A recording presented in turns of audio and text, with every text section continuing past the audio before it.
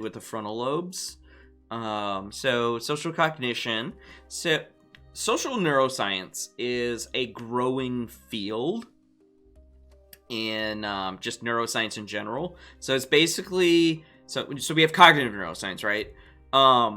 And we have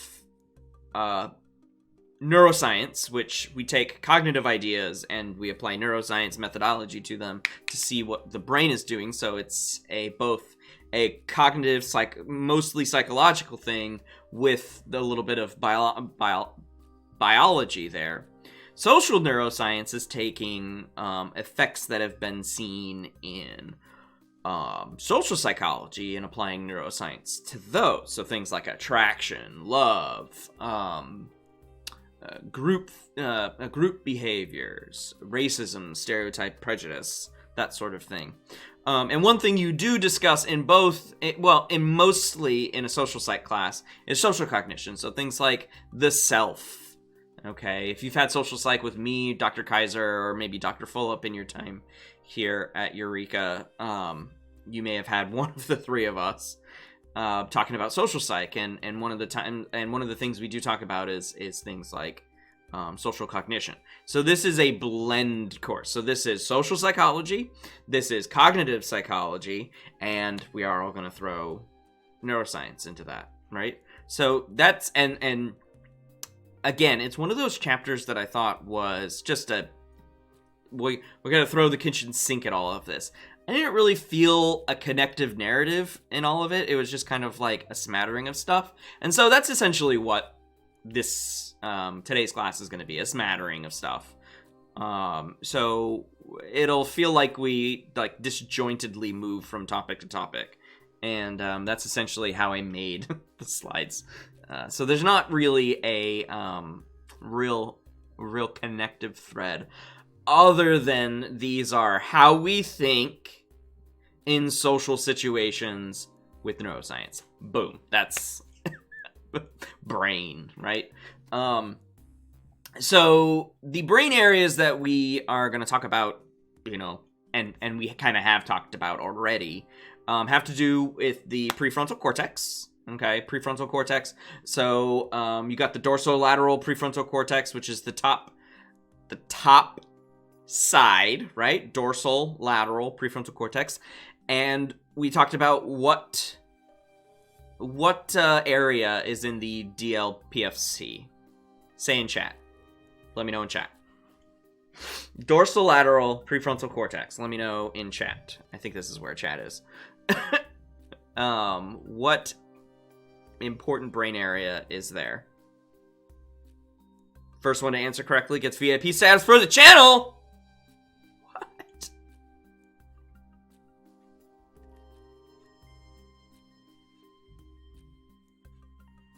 Wow.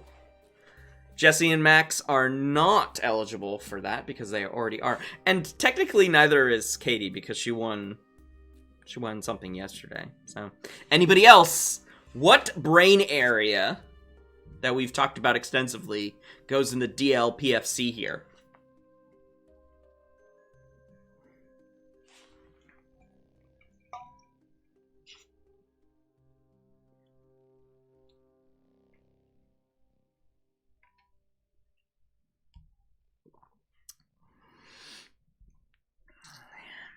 Your answer is in the form of a question, Katerina. I cannot answer that question for this challenge.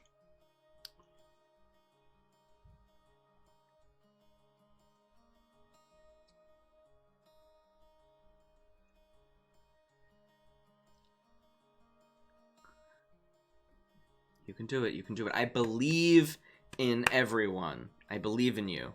You can tell me what is in there. Damn it, Logan!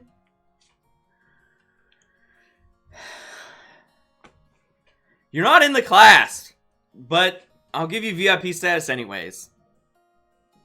Okay, Logan won that. If you're not familiar with LP Hobbs over here, he graduated in December, so whatever, man. Thanks for coming by, though. I'm glad you came by. He's going to do grad school at Ohio State. Oh, should I not say that? Sorry, I said it. It's public information now. Other areas, ventrolateral prefrontal cortex. So here we are looking at the bottom of the brain, and look, there's the olfactory bulbs. So these are connected to your nose, right? We've got this area. So this area is pretty important. And then we have other places. You know, we've got the anterior cingulate cortex, like we talked about on Tuesday. We've got the posterior cingulate cortex, which, again, the cingulate gyrus is fun. Medial parietal and lateral parietal cortexes are important. So these areas are all, generally speaking, part of a default mode network for how you think about yourself in life. Think about yourself in groups, and how you think about yourself, and how you engage with people in a social way. Okay. So let's talk about some deficits that your book discusses. We're going to spend time with one more than the other. So schizophrenia is seemingly a deficit in social cognition. Now, this is an interesting one, right? So generally speaking, we don't talk about schizophrenia in a cognitive neuroscience stuff, right? This is a psychological disorder that is characterized by psychosis, right? This is a break from reality. Okay. So, this is a break from reality, and positive symptoms include things like hallucinations, delusions. Negative symptoms might include flat affect, okay? Inappropriate affect, that sort of thing, okay? And then as well as, break from reality, which is the marked psychosis kind of thing.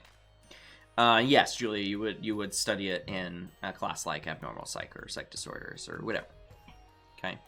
But the inability to engage socially is technically what psychosis is, okay? Break from reality. What is the thing that we do a lot in reality? Engage socially.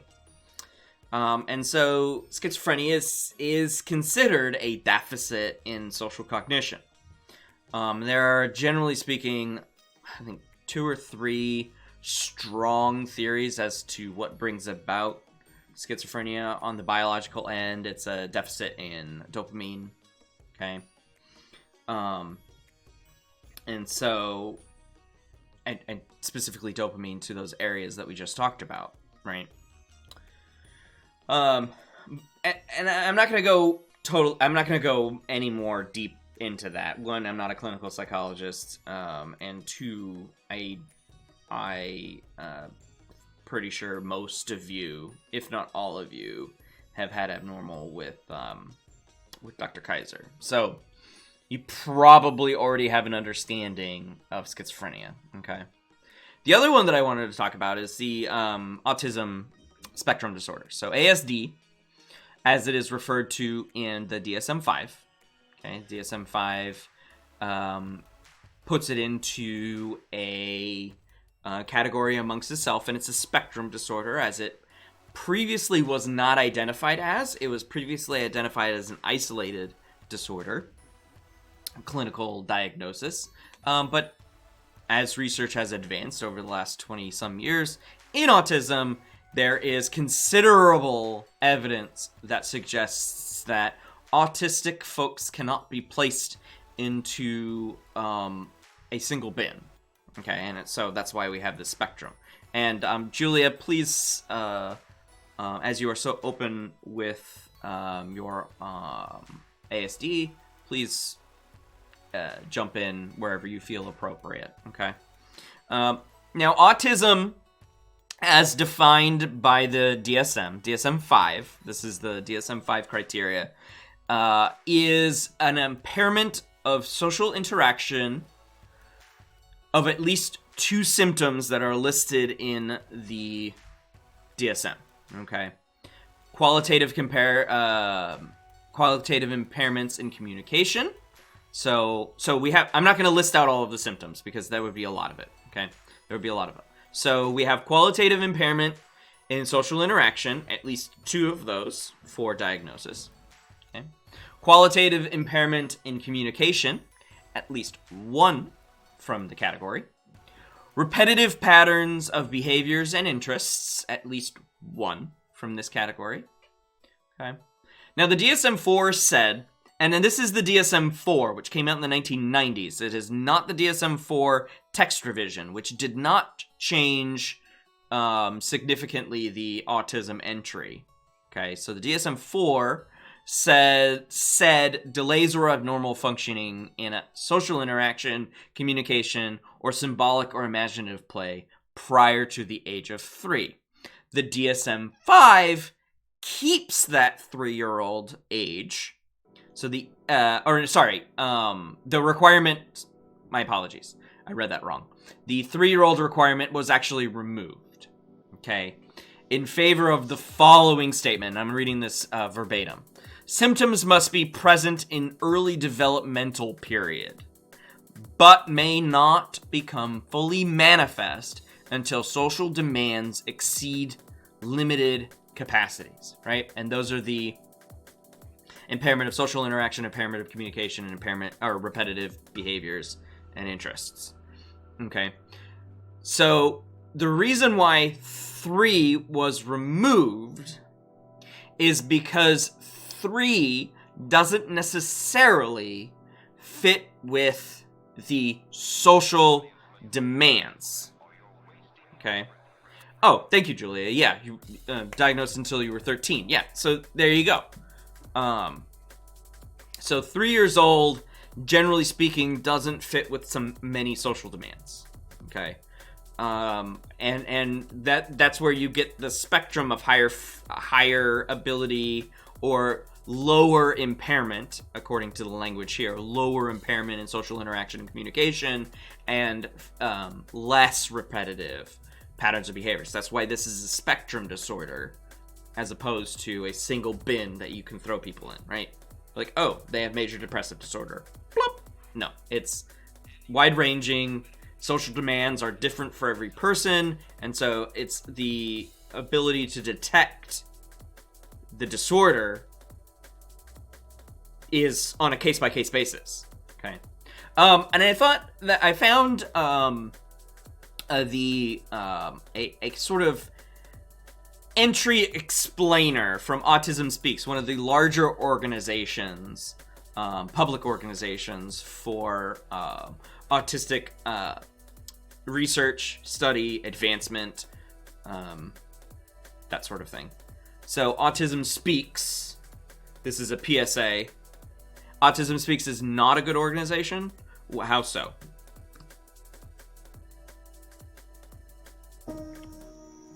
So take from this what you will, according to Julia here. The boy liked things to always be the same. Any changes would scare and upset him. The unknown was an unfriendly place. The boy was very sensitive to lights and sounds. So he built secret hiding places where they couldn't get in. The boy didn't like looking people in the eye. He wasn't trying to be mean, it just made him feel uncomfortable. Sometimes he would flap his arms again and again. One day, I found out I have something called autism. My family got me help. Slowly, I found my voice and learned all the ways I could live with it better. Early intervention can make a lifetime of difference. I think the last one is at autismspeaks.org. Yeah. Yeah, it's not a disease. Of course. It's not a disease. Most autistic folks hate them. Okay. Then how are they one of the largest ones? Like, I mean, I guess advertising has a lot to do with that, for sure. That's a bummer that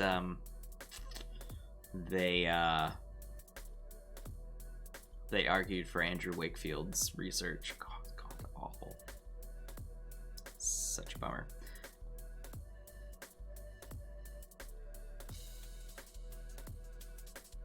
That's fair. Okay.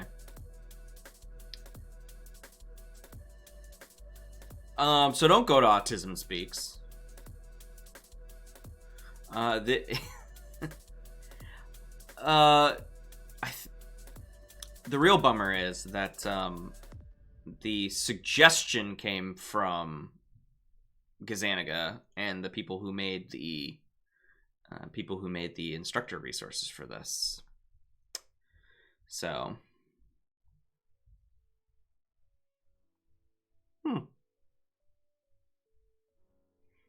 that's too bad. Well, thanks for the info, Julie. I appreciate it. Always enjoy being educated. So don't go to Autism Speaks, everyone. Okay. This evidence is thin. What I have in the slide here. But there is some correlation between these brain areas and ASD. Okay. The evidence is thin because we don't know a lot. Okay. We don't know a lot. The head circumference is even more thin because head circumference doesn't mean much about anything, except for things like microcephaly. So if you remember from a couple of years ago, maybe longer than that, time has lost all meaning to me recently, but I think it's from a few years ago. Remember Zika virus that was causing low head weight, low head circumference, right? Was what is referred to as microcephaly. Okay. Those children might have autism-related social cognitive deficits. Okay. But microcephaly will cause even greater harm cognitively and in brain development, right? Because microcephaly leads to a smaller brain. Smaller head means smaller brain. It's a bit disingenuous to say that birth versus first birthday head circumference has anything to do with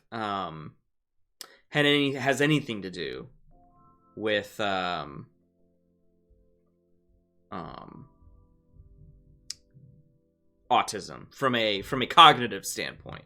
So that's why I put this up, not to say, hey, these are the reasons for ASD, but I wanted to go through some of the ones that do exist in the literature. Right, I've got 3 studies in my notes: Journal of Child Psychology and Psychiatry and Allied Disciplines.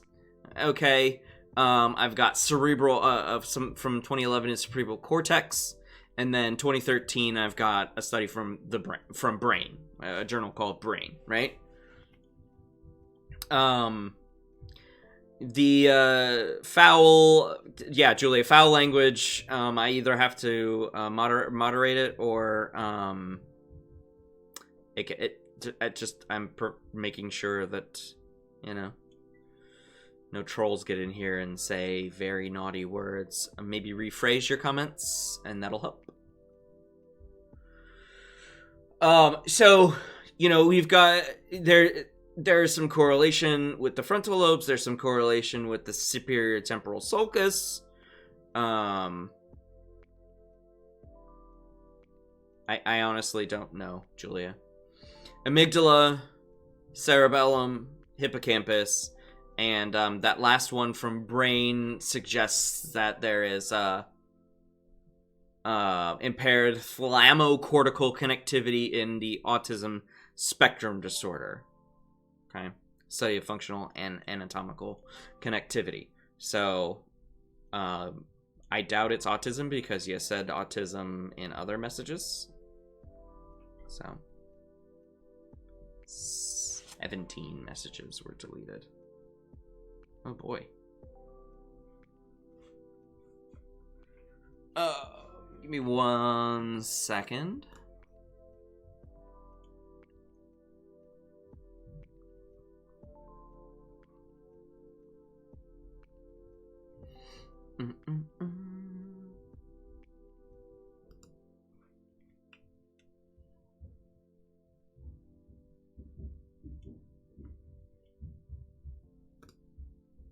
I don't have... That's so weird.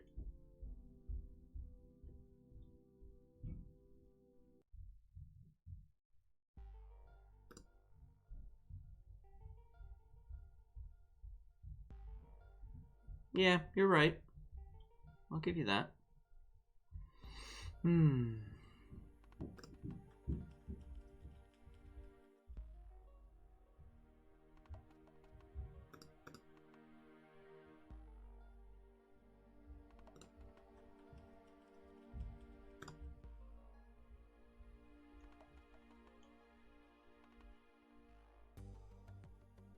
Hey, Jesse, do you have those messages from BTTV?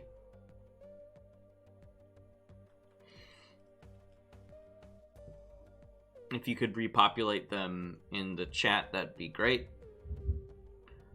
Just copy-paste them into chat. I don't know why my bot is doing that. So I apologize, Julia. It's nothing about it. Yeah. Didn't like that. So weird. Okay. Alright, so I'm going to turn that off for now. Go ahead and try again.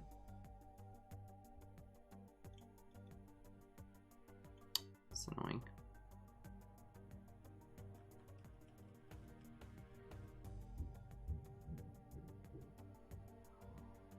I'll have to investigate that myself. Okay. Thanks, Jesse. Appreciate that. Yeah, I have no idea, and I can't whitelist words, which is weird. I can't whitelist words. I can only blacklist them? But that's strange. Can you do all the rest of them if you have the ability to? If not, then it's a bit of a bummer, but we all saw them, Julia. So you're not being silenced on purpose. Of course, why that would be. All right.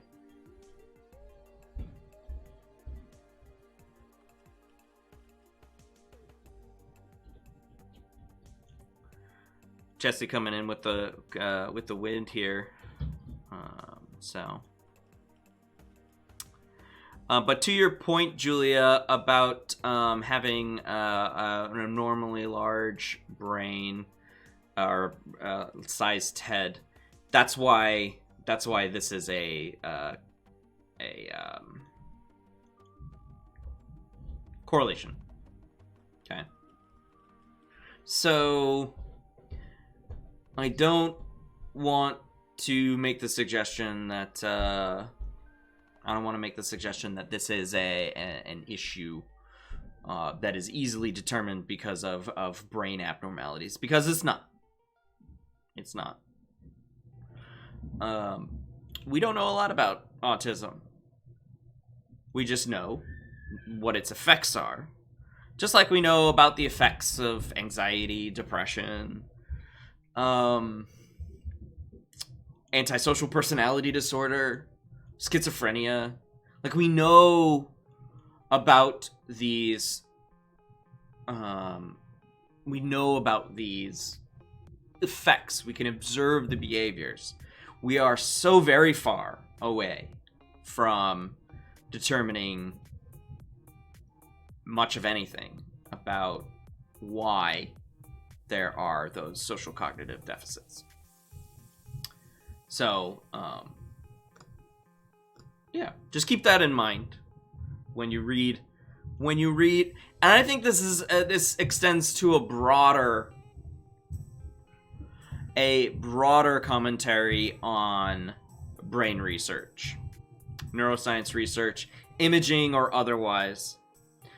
And it speaks to the comment that I made about consciousness.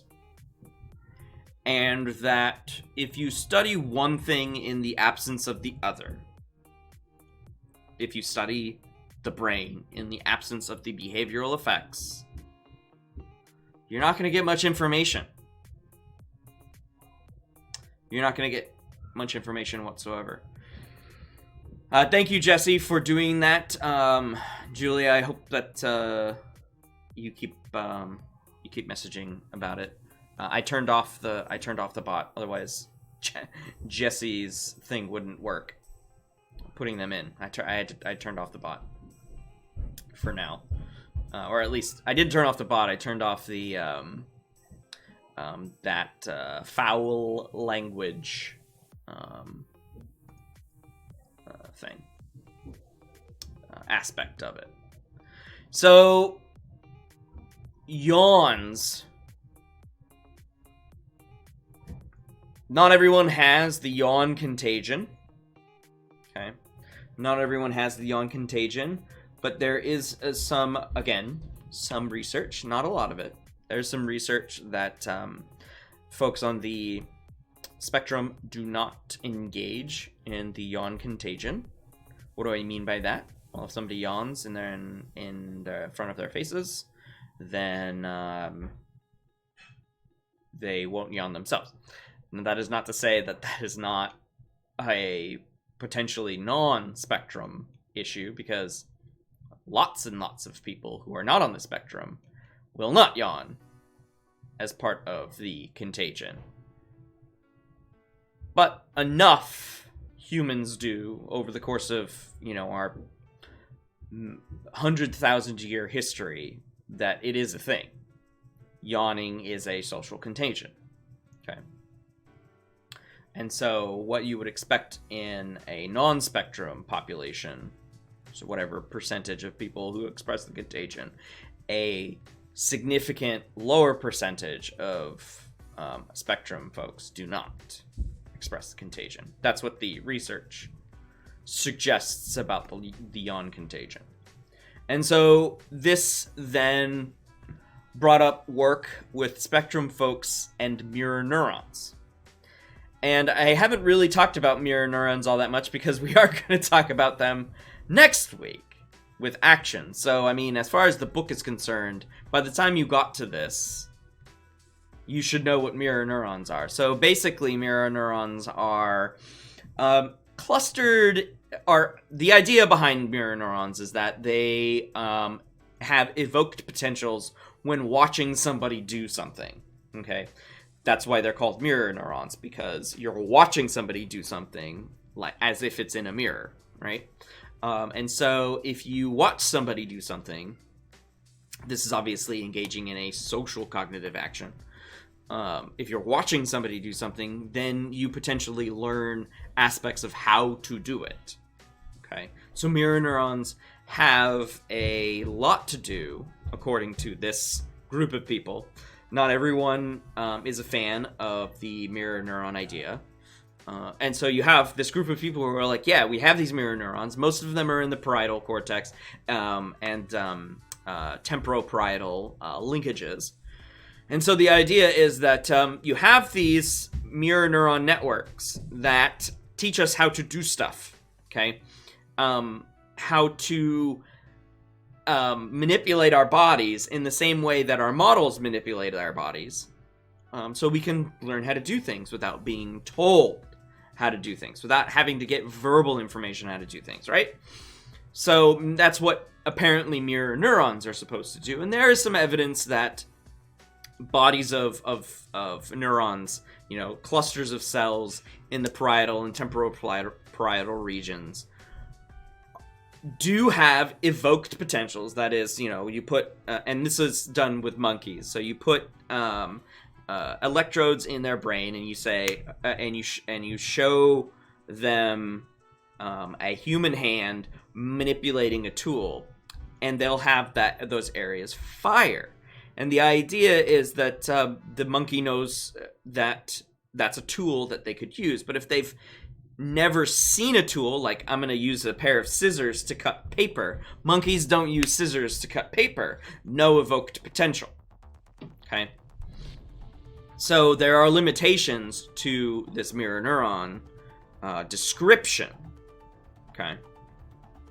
And so this particular study, it was done, this particular thing was done with spectrum folks. And the mylohyoid muscle. Did I write down what the mylohyoid is? Somebody could look that up for me. Bringing to the mouth action. I think it has to do with opening your mouth, I think. Yeah.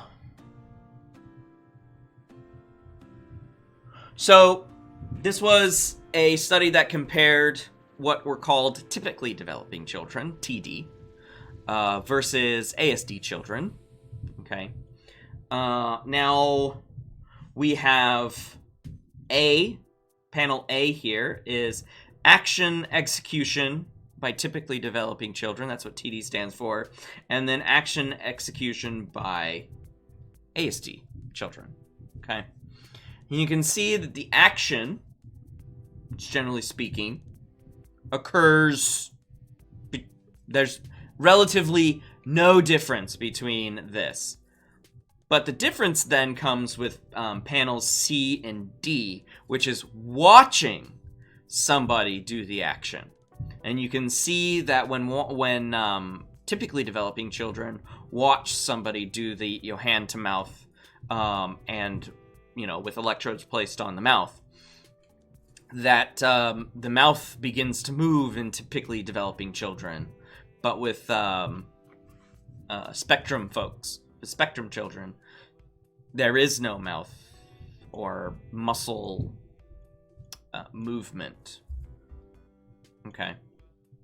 Or action, as they called it, right? So there is a difference between executing the action and observing the action in these spectrum children. What did I get the year? No, I didn't. Didn't get the year.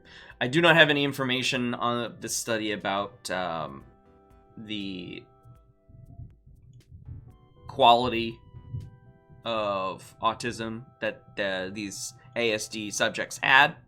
Okay, so where they were on the spectrum, there's no information about that. So, grain of salt. Grain of salt on this one, right? So, again, because it's a spectrum and we don't know a lot about it, a lot of the information that is out there, even in scientific journals, still requires a significant amount of replication and follow-up, okay? As well as a skeptical understanding of the information, okay? So that's all I have about ASD. That's all I have about ASD. The rest of it, again, is going to be about other aspects of social cognition. Here's some where typically developmenting typically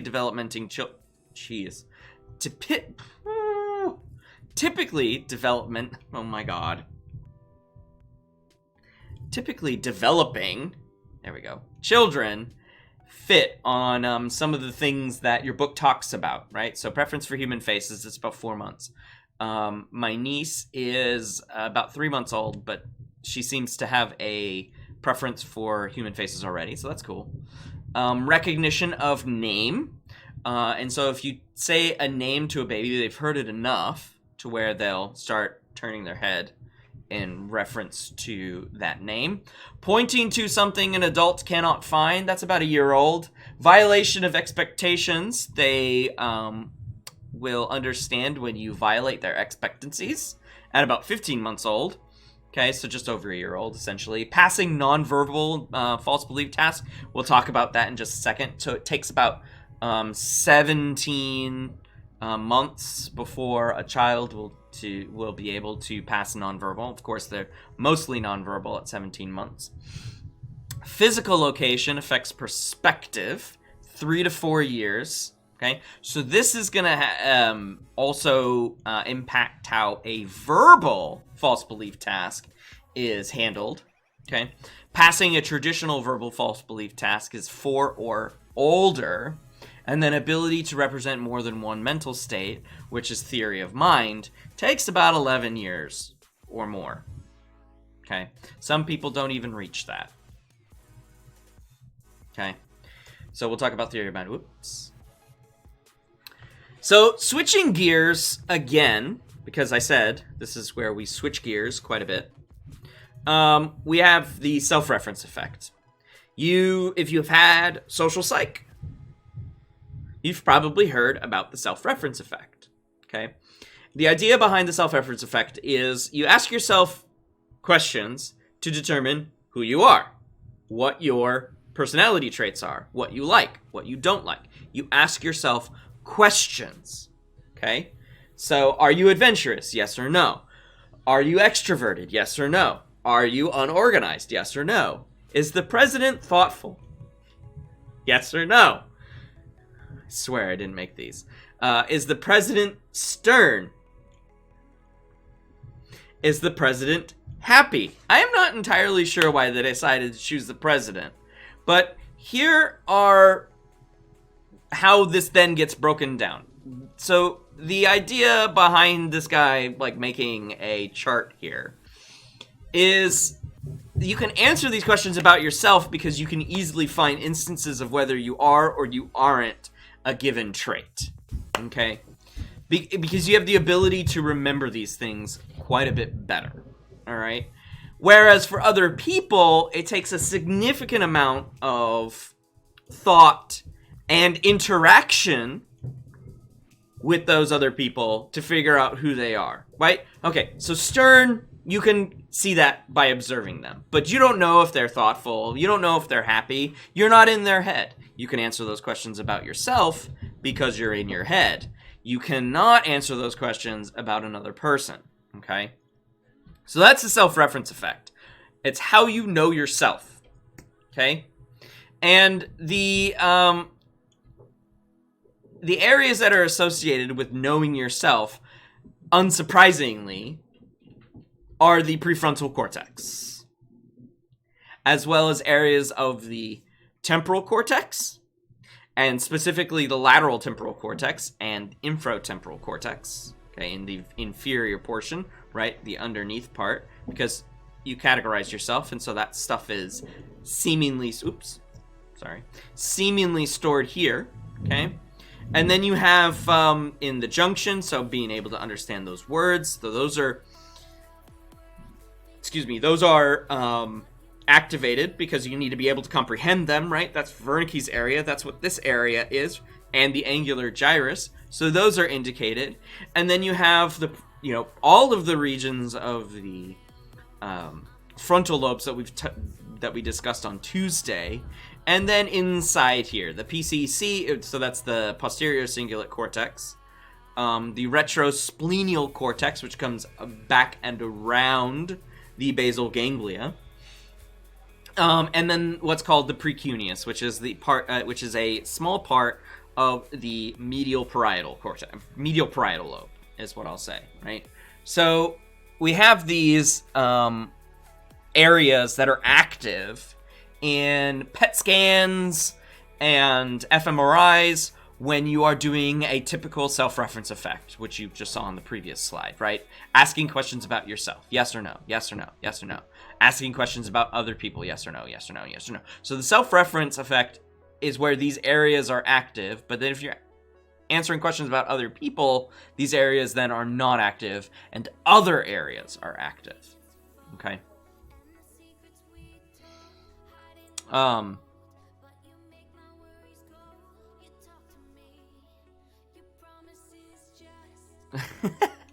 This CAT scan. Yeah, Julia, exactly. And a specific area that we didn't actually spend too much time talking about, because we were talking about it as a whole, is the VACC, which is the ventral anterior cingulate cortex. And so I mentioned on Tuesday that the ACC is in conflict detection and other things associated with being in sort of a cognitive conflict, right? But the very, very ventral part of it, that's what's highlighted in blue here, apparently is active when you are assessing positive versus negative traits about yourself, which I think is awesome because that is technically conflicting for you.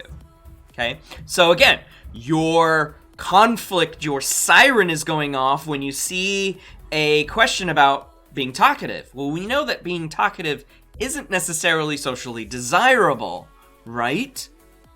And so, especially in certain situations, if you're too talkative, people are like, oh my god, would you just shut the F up? Okay, so sometimes it's not that helpful. And so you can see here by this gigantic rating here, this difference between positive traits being rated a 3 or 4 on this 1 through 4 scale and negative traits being rated as 1 through 4. There is a huge spike in VACC activity when you have to be like, oh yeah, I maybe am lazy, I am talkative, I am sort of dirty, I am a bit of a slob. Like, you have the conflict between the assessing of the conflict between being socially desirable, but also knowing about yourself. Like, oh yeah, I kind of am a bit of an asshole, you know, that sort of thing, right? So, the VACC, as well as just the ACC in general, is the conflict detection center. And I thought I wanted to talk about that because, like I said, and the one thing that you will likely keep from this semester is that Dr. Swan's favorite brain area is the ACC, the anterior cingulate cortex. You are welcome. All right, false beliefs. I wanted to talk about false beliefs because this is one of my favorite psychological tasks. Okay. It's called the Sally Ann task. Okay. It's called the Sally Ann task. And you may have seen this before. It's an assessment of false beliefs. Okay. Now, to this group of adults, this task might seem a little silly. Okay. But the questions that are asked about this task are actually quite crucial for assessing whether or not somebody could take somebody else's point of view. Okay. And so, can you take someone else's point of view? Do you have a false belief about people? Okay. This will also then blend into theory of mind. Do you understand that somebody else has cognitive and mental states and emotional states that are different from your own? That's what theory of mind is. Understanding that other people have minds other than what's in here. Okay? What's in your own mind. What you are doing. Right? So the Sally Ann task is asked. So there's a nonverbal version of this, which I am not familiar with, but it is used to assess nonverbal children. Okay. What I'm showing you here is the verbal version of this, and this is what you give to like 3 or 4 year olds, 3, 4, 5, 6 year olds, as well as older, right? Depending on the status of their false belief behavior. Okay. So the Sally Ann task goes like this, for those of you who have not seen it before. Okay. Sally places her marble, and there are many versions of this. This is Gazaniga's version, of course. Sally places her marble in a basket. Okay. This is Sally, and this is Anne. Okay. Anne is watching her. Okay. Sally leaves. Okay. Anne is a kleptomaniac. No, that's not part of the story. Anne is envious. You can add the various levels to this as much as you want. Anne takes Sally's marble and puts it into this drawer and closes the drawer and stands back where she was. Sally re-enters. Before she looks for her marble, the question to the subject is, where does Sally look for her marble? Okay. So, children under 3 typically cannot do this task. They have a false belief about Sally and Anne. And that false belief is, since they know where the marble is, then Sally knows where the marble is. And so they'll say, Sally will look in the drawer. But of course, Sally wasn't there. Sally wasn't there. So how could she look in the drawer if she doesn't have any idea that Anne sucks and moved her damn marble from the bucket to the drawer? So somebody with no false belief and with theory of mind would say Sally will look in the bucket because that's where she last remembered seeing the marble. And then she'll find that the marble's not there, and then she'll be like, "Yo, Anne, yo, what'd you do with my marble, huh? What did you do with my marble?" Is Sally gonna have to choke? Is Sally gonna have to choke? Ooh, I need you to tell me what you did with my marble! You know?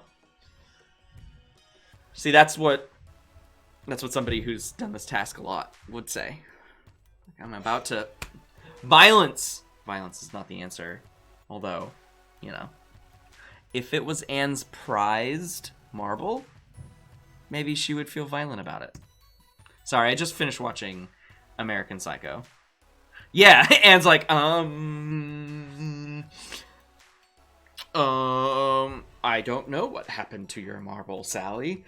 But it was a very nice marble. Okay, fine, I did it. I'm so sorry. I put it in the drawer. You know, that sort of thing. Gotta have fun with it, right? Ooh. So you can break this down as far as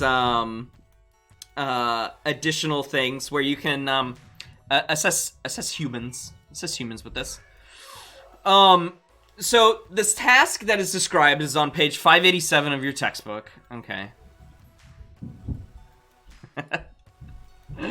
And you have four conditions, and they were assessing reaction time with false beliefs. And this is adults, by the way. And so P in this graph represents the participant, okay, from their perspective. And then A represents the agent's perspective, okay? So P positive represents the agent's perspective, and P positive represents the a correct perspective, and A positive represents a correct perspective.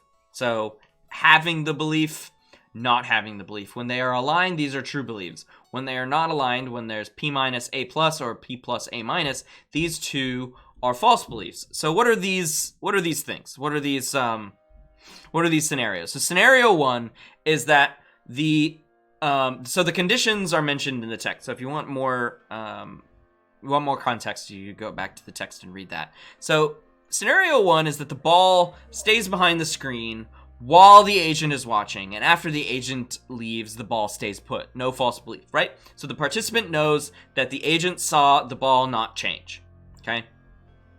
So the agent sees that the ball is behind the screen. The participant also sees that the ball was not moved, okay? Scenario two, the ball rolls out from behind the screen while the agent is watching, and after the agent leaves, the ball stays put.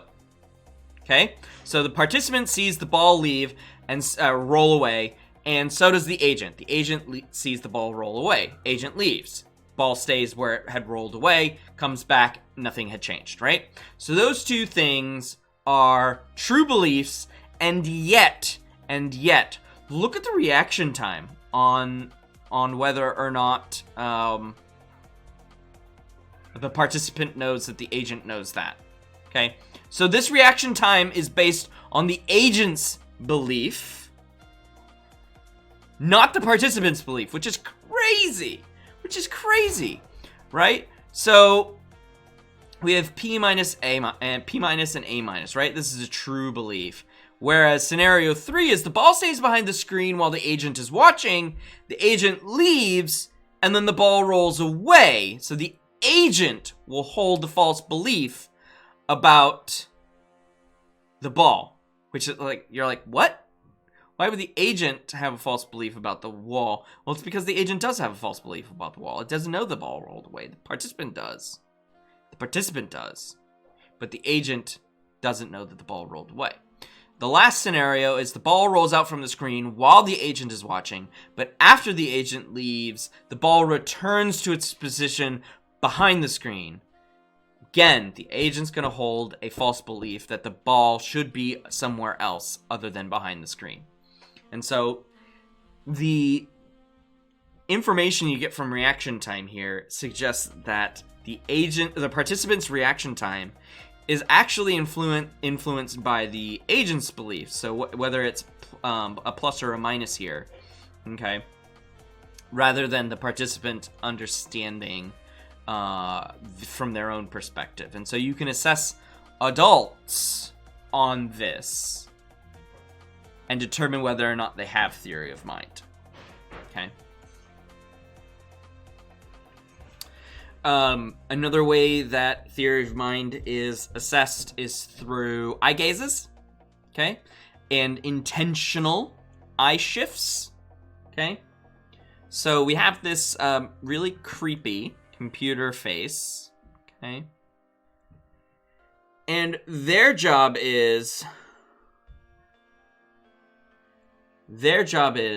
to look at the target, right? And so this would be congruent, right? So the eyes are moving over here, whereas this would be incongruent. The eyes are looking that way, and this is the target, right?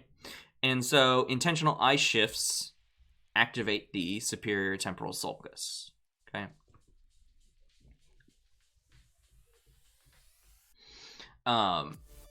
So it was active when people were tracking the intention behind the shifts in eye gaze rather than all shifts in eye gaze. So intention of eye gaze as opposed to actual eye gaze. Okay. Alrighty.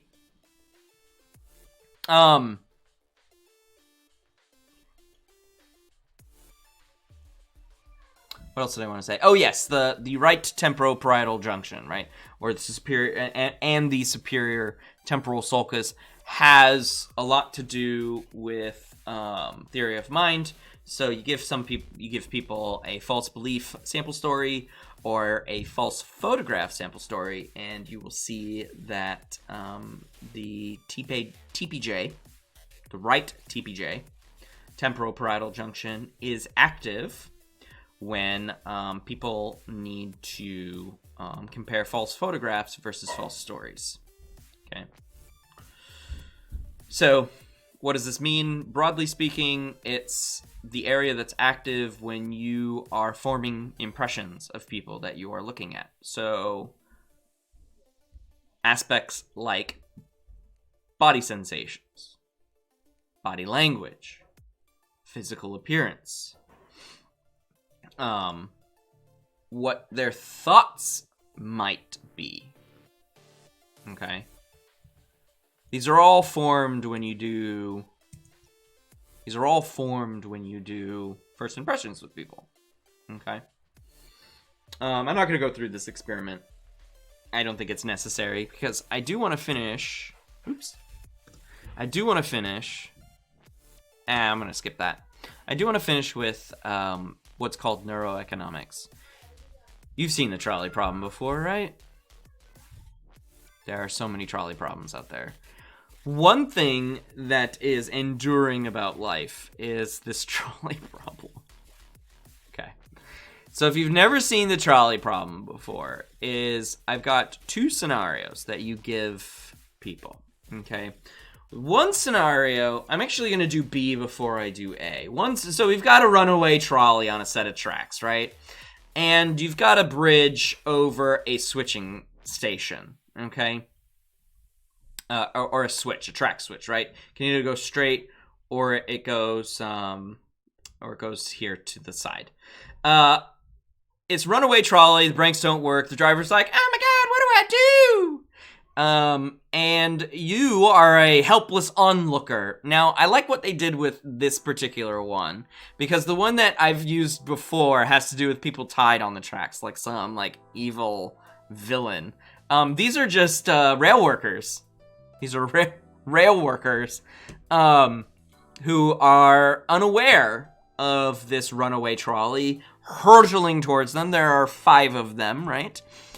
You are on a bridge, and apparently you see a man of a large size. Original conceptions of this person was fat. Not used very much anymore. A version of this that my friend used for his master's. Oh wait, no, it wasn't his master's thesis. He was just doing He was just doing this work, but it wasn't his master's thesis. He used a guy with a heavy backpack. I was just like, man. We made fun of him because we were like, it's the fat man. You're just trying to make him not fat. It's like, dude. But anyways, the idea is that you are supposed to push this person over the bridge in front of the trolley, causing the trolley to stop. I don't know how that's physically possible, but be that as it may, that is victorious. Or there is no bridge, and you are standing right next to the switch. You are standing right next to the switch, and you have the ability to change the tracks. But on the other side of the switch is a lone person working on those tracks.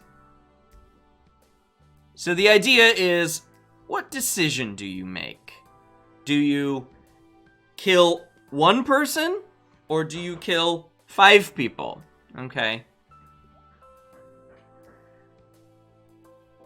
Lots of people do not like answering this question, as Jesse pointed out. Lots of people do not like answering this question. It is one of the most interesting moral questions, I think. Julia mentioned that she didn't like the question. Who wouldn't pick the one person? Well, in both cases, you are picking the one person and you are 100% responsible for their death. If you don't pick the one person, then you are not responsible for their death. Okay? But I get the question. I get why people would think, well, why wouldn't you do that? It's a moral question. Do you want to be responsible for one person's death? Save 5 people? Or do you want to be not responsible for anyone's death and just be an onlooker? Yeah, you could be responsible for the lack of action, but is that a moral failing? Or is that just something that people do? Some people cannot act. They won't act. Is that a moral failing? I don't know. It results in the death of 5 people. Yeah, it does. It does. But not everybody's morality is the same on this, right? Here you were responsible for this person's death. Here you are literally responsible for this person's death. Yeah, you saved 5 people. It speaks to the good of the many outweighs the good of the few, or one, right? All right. You gotta crack a little eggs to make an omelet. these ideas here. But does that mean that these are better moral positions than the opposites of those? It depends. It depends. These moral decisions sounds like the repugnant conclusion.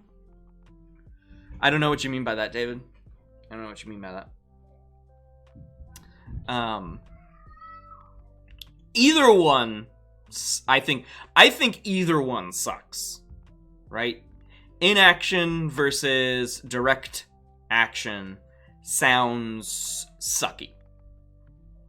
Okay, which is why people fail to have any meaningful result with this problem. That's why it's called a dilemma. Okay, it's a moral dilemma. There is no right answer. There is no correct answer. There is no answer that leaves you feeling, oh yeah, I feel good about that one. Put that one down. Put that one down for me every day. Check mark, check mark, check mark. Okay, tip top done. We are done. That was an easy question. That was an easy answer. I feel no remorse. I feel no sadness. Right? Most people won't do that. Most people will not have, right? Oh, share that with me. I don't. So that's the name of the ethics question, the repugnant conclusion. That's interesting. I've never heard that one before. Okay. So we're gonna end with this video about. Oh, let's see. Hold on. Let me go back. So this is a video. It's 18 minutes. We're not gonna watch all of it. We're not gonna watch all of it. We're gonna watch the beginning part of it. It's it features a bunch of guys who are part of this, broad research into moral dilemmas. Okay, and how it makes us feel terrible, especially how it makes us feel just awful and terrible. And so I'll play the first part of it, and then we'll end before 12:15 here. So, you can always choose one unless you're really there, especially if you don't know the experiment. Then you wouldn't really ever know. Everyone would say choose the one person. It's easier. Yeah, Jesse, that's perfectly right. Perfectly. Biological tissue, like the liver and the heart, it's an organ in the body. On the other hand, we have what everybody is at some level intimately familiar with, which is the mind. Again, Black White Life, that's such a your difficult question to ask, right? Some people would say one, and other people would say the other. Those two are related to one another. And the more you start but I like the question. I appreciate the input.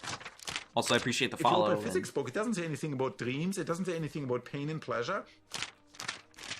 If you open a molecular biology book, if you open a chemistry book, it doesn't say anything. Yet clearly, these pains and pleasures emerge out of a physical systems. What would I do? So how do they emerge? What is the relationship between these very complicated molecular circuits and my conscious experience? That's the big mystery. I like his accent. Around 1800 or so, like a little earlier, you had phrenology on the rise. Okay, well, I'm going to fast forward here because an 18-minute video of stuff that we've already talked about. Specialized for runaway trolley. 4 men in its path. 4 men. All of them will die. Wow. But wait, you can pull a lever. You can change the trolley's course to another track where only one man stands. You have a choice. Kill 1 or let 4 die. What are you going to do? I would pull it. I'd pull the lever and divert the train. Yes, I would absolutely pull the switch.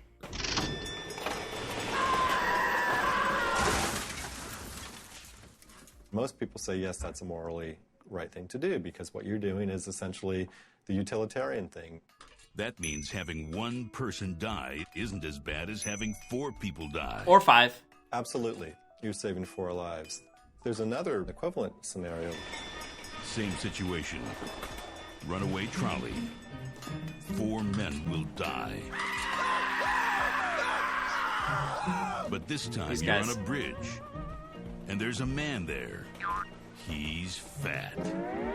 Fat enough to stop the trolley and save So that's the four original men. conception of the But piece, he right? won't jump. He'll need to be pushed. Can you push the man over the edge? I don't think that would be a possibility at all. And I don't think this be justified. See? I can't do that. 4 dead. Most people say, no, that's not an appropriate thing to do. This is a real mystery because the outcomes are the same. If all you really care about is what is the consequences of your action, What is the you should numbers feel game? morally at ease with pushing the person off the bridge if you felt at ease with flipping the switch before. Animation is amazing. Every moment of our life, our brain is making hundreds of decisions for us. We have to compute all the things in our environment that have value and then make decisions about essentially all our preferences. We need to understand what the biological basis of that is. We need to understand how it is that neurons in our brain are producing those kinds of decisions.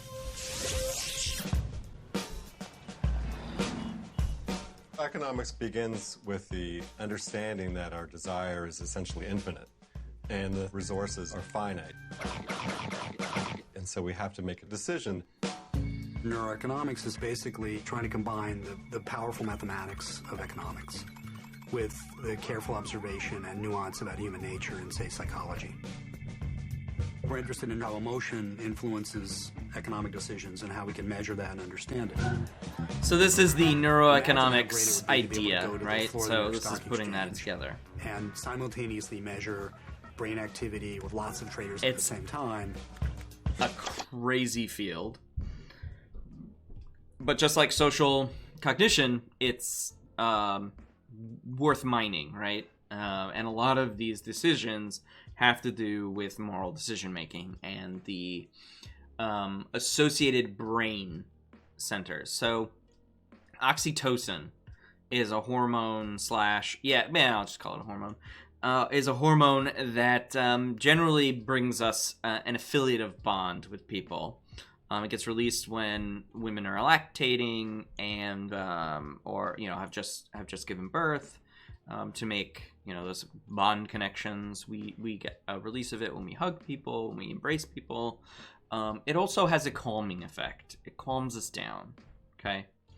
Oxytocin is implicated in that trolley problem, in the sense that we don't get a good feeling by saying, I'm going to pull the switch, even though it's the easier choice. But it definitely is unavailable when we are pushing that man over or not pushing that man over. It makes us feel so icky to know that 4 or 5 people, depending on what instantiation of the problem that you're discussing, the ickiness of letting 4 people or 1 person die. So oxytocin implicated in all of that. So that is all I have for this particular set of stuff. So, hey, if I don't see you tomorrow, have a good weekend. That'll be it for it's the penultimate lecture material. We have one more set of lecture material about action on Tuesday. So have a good day.